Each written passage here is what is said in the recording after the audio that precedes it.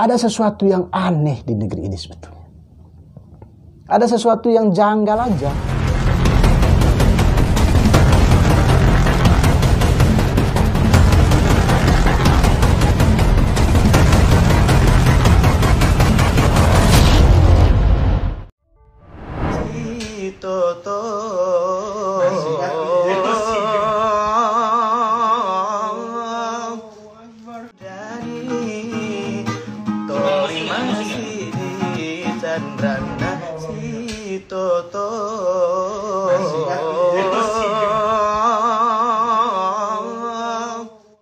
Gara-gara video itu, saat ini Zidan dihujat oleh para netizen.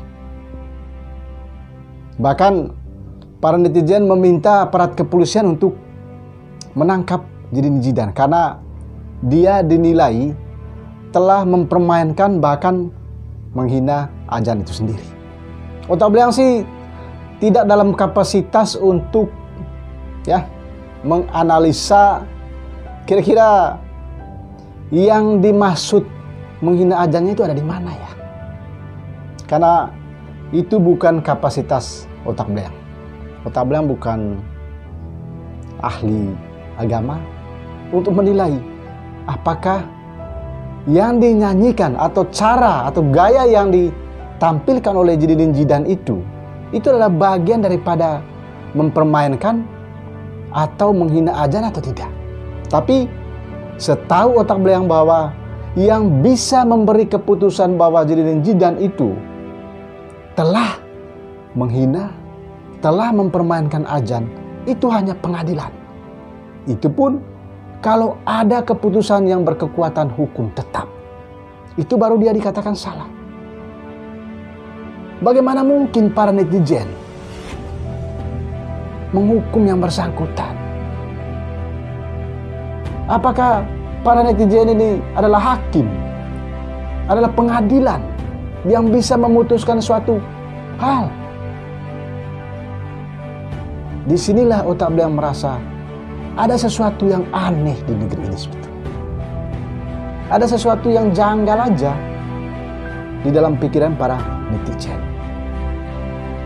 Jadi seolah-olah diri itu bertindak sebagai aparat penegak hukum, mungkin bertindak sebagai polisi melakukan investigasi, ya kan? Lalu juga bertindak sebagai hakim, bertindak sebagai jaksa juga, menuntut, mengadili. Itu yang kalau kita lihat yang terjadi. Karena setelah otak beliau memantau sampai dengan detik ini, sebetulnya ini ada dramatisasi, ada dramanya. Jadi seolah-olah Zidan itu sudah salah, dibumbu-bumbui, diulik-ulik, dicari-cari kesalahannya. Coba aja Anda memantau berbagai media sosial itu. Bahkan tidak canggung-canggung. Masyarakat mengatakan atau publik mengatakan atau para netizen itu mengatakan, oh ya, segera menangkap Zidan itu. Karena itu sudah jelas-jelas dia menghina, jelas-jelas dia mempermainkan azan. Seolah-olah mereka ini udah jadi hakim ya. Ini bahaya negeri ini kalau para netizen juga bisa menjadi hakim. Siapa yang mengontrol mereka? Kenapa? Karena sesuka kita ngomongnya. Di sana yang ngomong nggak ada batasnya. Bahkan banyak orang-orang yang berbicara itu tanpa menggunakan etika. Nggak ada lagi etika komunikasi yang ada di sana. Yang ada hanya menghujat, menghajar saja. Memperhatikan etika komunikasi itu sudah diabaikan. Itulah yang terjadi. Sesungguhnya otak beliau tidak dalam kapasitas untuk menilai bahwa apakah gaya atau cara yang dilakukan oleh Zidan itu adalah sudah mempermainkan atau bahkan menghina suara azan atau tidak. Bukan dalam kapasitas itu.